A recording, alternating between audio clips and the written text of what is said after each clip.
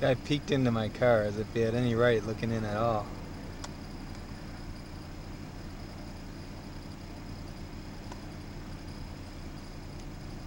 And he goes, "Park over there, it's a good best spot, dude."